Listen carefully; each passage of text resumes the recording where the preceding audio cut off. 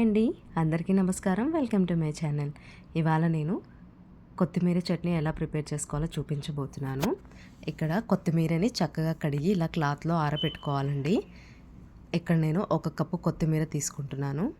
1 cup కొత్తిమీరకి 1/2 cup ఎండుమిర్చి తీసుకోవాలండి.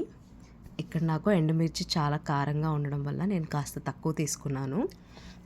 ఇప్పుడు స్టవ్ పై కడాయి పెట్టుకొని 2 టేబుల్ స్పూన్ల ఆయిల్ వేసుకోవాలి. ఆయిల్ వేడయ్యాక ఇలా ఎండుమిర్చి వేసుకొని చక్కగా వేయించుకోవాలండి.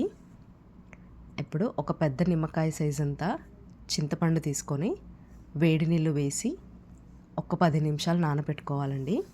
ఇప్పుడు అదే కడాయిలో ఎండుమిర్చి అంతా తీసేసి మరి కాస్త నూనె వేసుకొని కొత్తిమీర వేసి చక్కగా ఉడికించుకోవాలండి. ఇదంతా మనకు పచ్చిదనం పోయి మంచి వాసన వచ్చే వరకు ఇలా మధ్య మధ్యలో కలుపుకుంటూ ఉడికించుకుంటే సరిపోతుంది. ఇలా కొత్తిమీర కూడా చక్కగా వేగిపోయాక దీన్ని కూడా ఒక బౌల్లోకి తీసుకొని చల్లార్చుకోవాలి. ఇప్పుడు మిక్సీ జార్లోకి మనం ముందుగానే వేయించుకున్న ఎండుమిర్చి కొత్తిమీర వేసుకోవాలండి. ఇప్పుడు స్టవ్ పై కడాయి పెట్టుకొని 1 టీ స్పూన్ మెంతులు అలాగే 1 టీ స్పూన్ ఆవాలు వేసి దూరగా వేయించుకోవాలి. ఇలా వేయించుకున్న మెంతులు ఆవాలను కూడా మిక్సీ జార్లోకి తీసుకోవాలండి. ఇప్పుడు స్టవ్ పై కడాయి పెట్టుకొని చట్నీ కోసం తాలింపు వేసుకోవాలండి.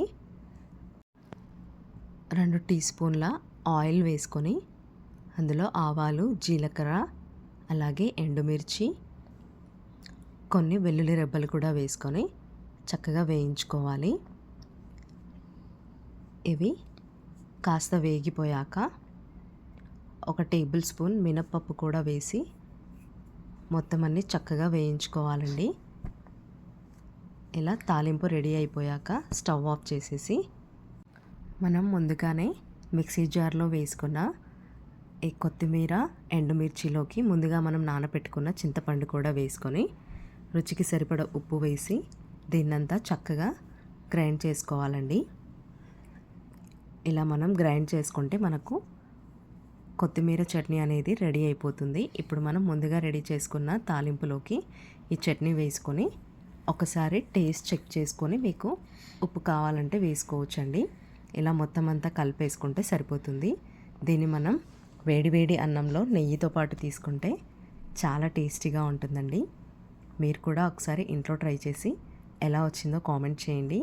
నచ్చితే లైక్ చేయండి, షేర్ చేయండి, అలాగే ఛానల్ని సబ్స్క్రైబ్ చేయండి.